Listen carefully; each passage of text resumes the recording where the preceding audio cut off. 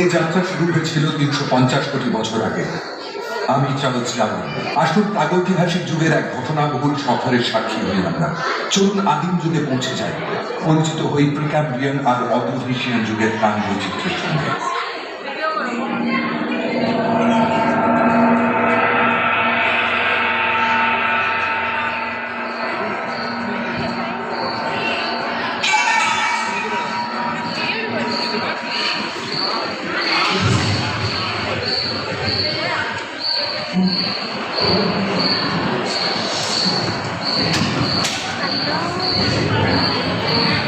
আজ থেকে ৪৬০ কোটি বছর আগেই সৌরজগতের জন্ম এবং ধারাবাহিক বিকাশের শুরু বলে মনে করা হয়।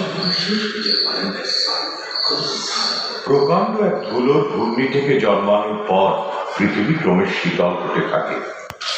পৃথিবীতে প্রাণের উদ্ভবের মূল কৃতিত্ব বায়ুমণ্ডলে। প্রায় ৩৫০ কোটি বছর আগে এক কোষী জীবেদের আবির্ভাব। তখনও ধরিত্রী উষ্ণ ছিল, বায়ুমণ্ডলে অক্সিজেন ছিল না। প্রায় ২৮০ কোটি বছর আগে স্ট্রোমোটোলাইটসের ফটোসিনথেসিসের ফলে বায়ুমণ্ডলে অক্সিজেনের সৃষ্টি। অক্সিজেনের পরিমাণ ক্রমশ বাড়তে থাকায় ১২০ কোটি বছর আগে একাধিক নিউক্লিয়াস যুক্ত বহুকোষী জীবেদের জন্ম।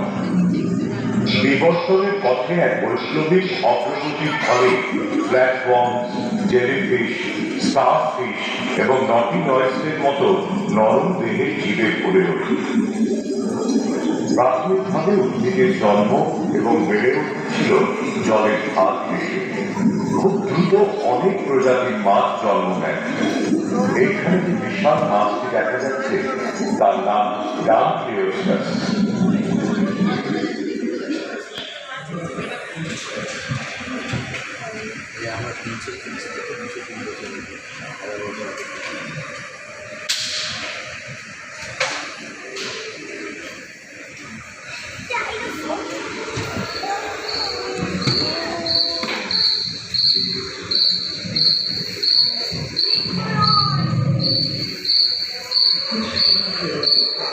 মোটামুটি ৩৫ কোটি বছর আগে মাটিতে উদ্ভিদের জন্ম।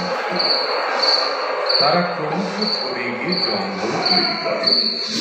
কুই, মাকড়সা, আদিম ডানাহীন পতঙ্গ ও জিওস্টেগার মতো প্রাথমিক উভচর প্রাণীরা এই সময় আবির্ভূত হয়। সরীসৃপের মতো অথচ স্তন্যপায়ী ডাইমেট্রোডনেরা